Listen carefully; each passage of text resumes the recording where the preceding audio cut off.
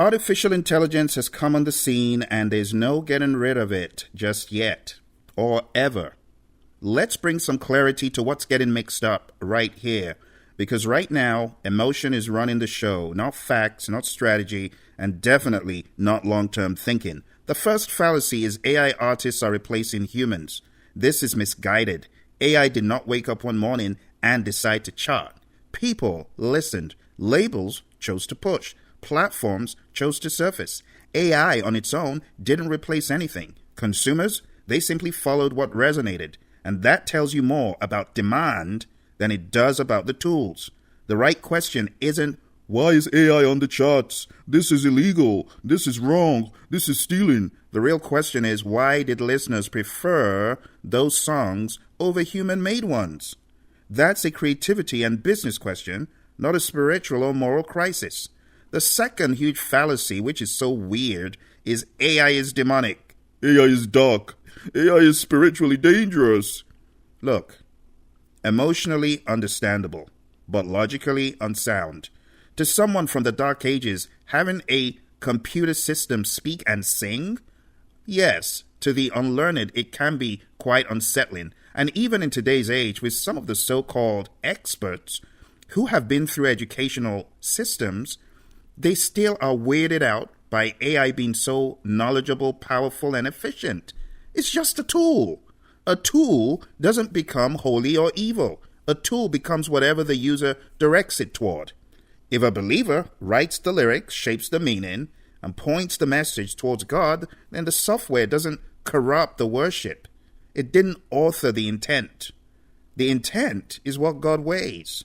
It's not the DAW. You're using Pro Tools to create God's music. You're a lazy sod. It's not the code. It's not the rendering engine. Let's not confuse authorship with automation. This is a big misunderstanding among people, thinking that the tool dictates the purity of the message. That is not the case. Think about it. A human with a mind of evil intent, working in a DAW, versus a human working with positive intent with AI. Choose your pick. Number 3, AI songs take no work, no sacrifice, no skill. You're lazy. All you did was type in a lame prompt. Well, you're factually wrong. The distribution has changed. The way you go about getting great music has changed. Sometimes I sit down there for 30 straight minutes trying to craft and engineer a prompt. The hours used to do certain things have changed, granted. The tools have changed. But creativity still matters. Taste still matters. Writing still matters. Direction still matters. Not everyone who signs into an AI platform makes a charting record. Most don't. You see, AI lowered production friction, not creative thinking. You still need to be creative. The same thing happened with autotune. When we look at artists like T-Pain, that's innovation. That's creativity. Some diehards will still argue that autotune is blah. But everyone in the studio has begun to introduce it in minimum amounts in good taste. Drum machines, Pro Tools, digital photography, streaming, TikTok, Canva, MIDI, electric guitars, synthesizers, even the radio. Every tool was declared, oh, it's cheating. There was a lot of fear-mongering. There was a lot of craziness, even up to the point of violence, which I pray we don't see. But every new tool won, and creativity adapted. I remember the whole thing about Pro Tools. Yeah, there's a big old stink about Pro Tools and all those other systems for creativity in art. But Pro Tools has persisted, and many more. Another big lie is AI is stealing voices. Well, let's dial that back in perspective, because maybe there is some element of truth. In fact, this one is the legitimate concern. You see, the industry fails to set guardrails early. We saw this coming years ago. So what we need is opt-out rules and licensing systems for people's voices. Cloning voices is not okay. We need a compensation model when people's voices are used. Transparency labels. Responsible training standards. This will be regulated. Lawsuits are already forcing it. But saying broadly that AI is evil is lazy thinking. What's needed is AI done responsibly, not AI banned. My fifth point is labels will replace the artist is a lie. Right? Labels will replace human artists. This is largely misunderstanding. People thinking that the labels will kick out the human artists and bring in AI artists. They say labels don't care about souls or stories. They care about revenue. They care about retention. If AI gives them margin, they'll use it. Look, here's the catch. The artists who survive are the ones who build loyal audiences, not the ones who rely on labels. You see, if your relationship with listeners is strong, AI is irrelevant. But if your only draw was the sound, then AI could challenge you. But if your draw is the human connection, AI cannot replace that. You see, people don't go to watch a Beyonce concert or a Taylor concert for her frequency curves or for Beyonce's riffs and runs. No. They go there for the presence of the individual, for her story, for her brand. AI cannot tour. AI cannot perform live. AI cannot connect on stage. But AI also cannot tell its own personal story. The human can. And this is where humans will win. For AI musicians, creatives, you should write your lyrics so it tells your story. That's what I would recommend.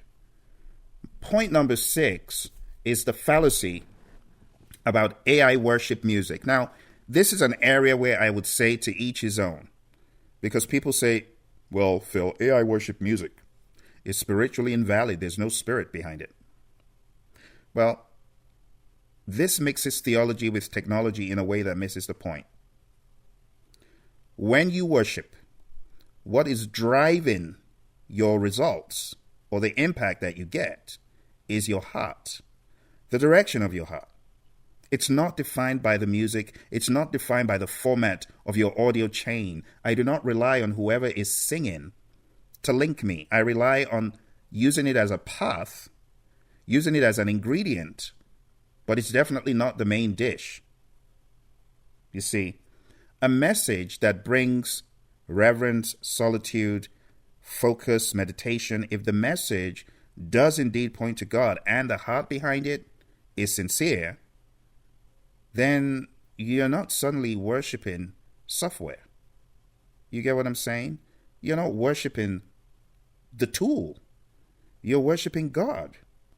The tool, at that point, is irrelevant. Think about it long enough, and it's going to make sense. The 7th point that's a big fallacy, well, now anyone can make 10 hits in an hour. That's wrong. You can make 10 songs in an hour, but hits, you can't. Hits require taste, not AI. It requires artistic direction, EI, emotional intelligence. It requires cultural timing, curation, market understanding, storytelling, and positioning. You see, AI does not give you those. AI can give you demos at light speed, but the fact is many of those demos will never amount to hits. There still needs to be a large amount of creativity. Finally, point number 8. This is the end. No, it's not the end. It's the beginning of a new era. Just like the printing press, just like recorded music, synths and samplers, DAWs, auto mixing, mastering plugins, digital distribution, social media. Why do you want to stand in the way of progress? Why do you want to stand in the way of what is inevitable? We don't need avoidance. We need regulation. We don't need avoidance. We need an understanding of what is ethical and what is not. And those things are being discussed right now as we speak. You know, people said, oh, short form content, this is the end. It's going to take over YouTube and it's going to make the long form content powerless. Give me a break. At first, everyone panics. Then the creators who adapt will lead. And the ones who resist and try to stand in the way, they get run over. or left behind.